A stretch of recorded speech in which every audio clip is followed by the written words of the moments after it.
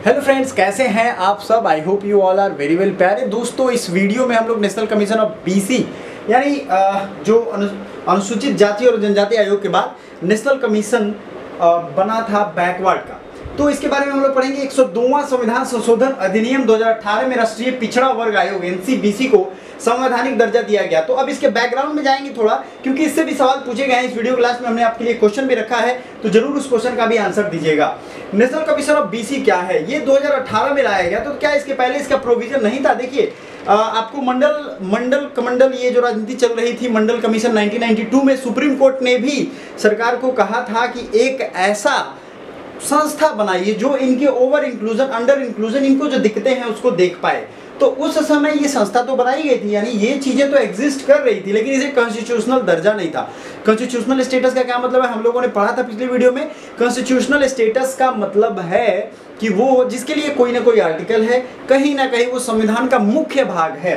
ठीक है, तो इसमें ये अधिनियम जब लाया गया पार्लियामेंट में, इंग्लिश और हिंदी दोनों में है, आप देख सकते हो। It has authority to examine complaints and welfare measure regarding socially and educationally backward classes. जो सामाजिक और शैक्षणिक रूप से पिछड़े थे, उनके उपायों की जांच करने का अधिकार इनको था। ठीक है, पहले एनसीबीसी सामाजिक न्याय और अधिकारिता मंत्रालय के तहत, कब तक? 2018 के पहले। ये आपको ध्यान देना है। कौन से मंत्रालय में? सामाजिक न्याय एवं अधिकारिता, सोशल जस्टिस एंड, कौन से मिनिस्ट्री थे? Under the ministry of social justice and empowerment. लेकिन इसके बाद क्या खेल हो गया? इसके बाद बीजेपी की गवर्नमेंट की बात है। बैकग्राउंड में अगर हम लोग जाते हैं तो क्या हुआ है इसके साथ, देखिए। पृष्ठभूमि में 1950 और 1917 में के दशक में काका कालेलकर कमेटी और बीपी मंडल कमेटी, दो कमेटियां बनी है। कौन कमेटी? बीसी से रिलेटेड, मतलब बैकवर्ड क्लासेस से रिलेटेड, काका कालेलकर, और दूसरा है बीपी मंडल। याद रखिए दोनों। मैं आपसे पूछूंगा कमेंट बॉक्स में, आपको बताना है। Kaka Kalelkar commission is also known as first backward classes commission. And एक केस भी हुआ था, इंदिरा साहनी केस 1992 में। इसमें मामले में सुप्रीम कोर्ट ने लाभ और सुरक्षा के उद्देश्य से विभिन्न पिछड़ा वर्गों के मनोरंजन, जांच एवं सिफारिश करने के लिए एक अस्थायी निकाय बनाने का निर्देश दिया था। यही मैं कह रहा था आपको। इसके बाद एक अधिनियम आया था 1993 में, यह आयोग बनाया गया। अब फिर से 2017 में कॉन्स्टिट्यूशनल अमेंडमेंट लाया गया। देखिए, एक बिल होता है, जब वो बिल पास हो जाता है, प्रेसिडेंट उस पर साइन कर देते हैं, तब वो क्या बन जाता है? एक्ट बन जाता है। उसके लिए आर्टिकल डिक्लेयर कर दिया जाता है। तो इसके लिए भी आर्टिकल डिक्लेयर किया गया कब? जब ये बिल था, संविधान में आया तब। जब पास हो गया तो एक्ट बन गया। 123वां संविधान बिल था, ये कॉन्स्टिट्यूशनल अमेंडमेंट बिल था, लेकिन इसको जब पास कर दिया गया, parliament has also passed a separate bill to repeal the national commission of backward classes act 1993। दस 1993 एक्ट बिकम इररिलेवेंट। ये अब बेकार हो गया। क्यों? क्योंकि बिल को अगस्त 2018 में राष्ट्रपति की स्वीकृति मिली और एनसीबीसी को संवैधानिक दर्जा दे दिया गया। तो आपको ये चीजें समझ में आ गई होंगी। अब इसके स्ट्रक्चर को समझते हैं। देखिए पहले दोस्तों, इसके पहले हमने national commission of SC ST, अब ये ओबीसी पढ़ रहे हैं।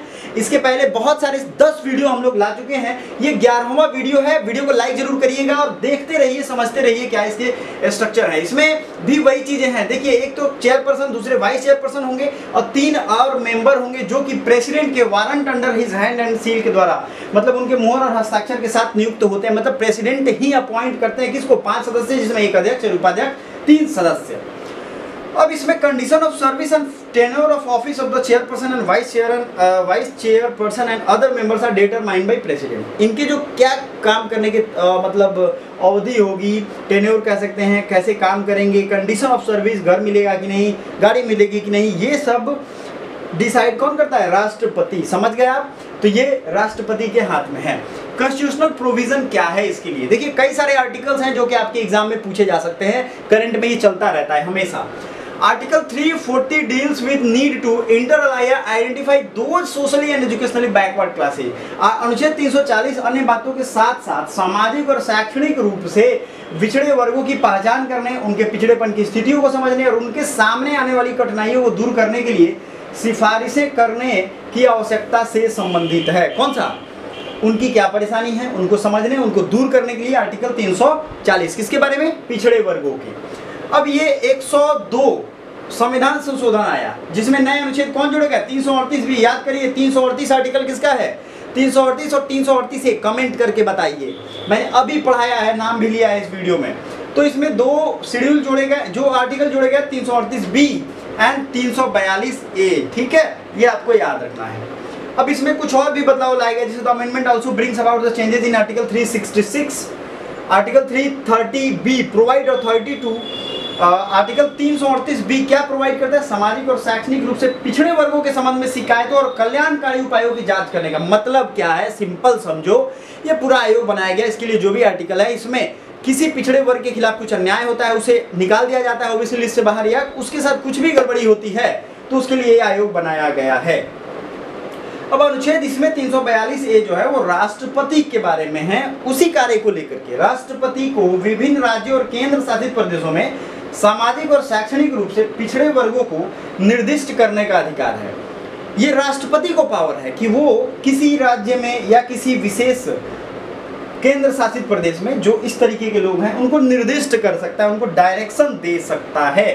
बात समझ गए, प्रेसिडेंट टू स्पेसिफाई, उनको क्या कर सकता है, डायरेक्टर, या उनको जो भी चीजें ये होंगी। अब ये कमेटी का काम क्या है जरा इसको समझते हैं। बड़ी ही ये आसान सी चीज है, आपको सिर्फ यहाँ इंग्लिश में लिखा है बट इसमें समझना है। देखिए पहला तो इसका पावर जो होता है सिविल कोड का है, ये आपको समझना पड़ेगा।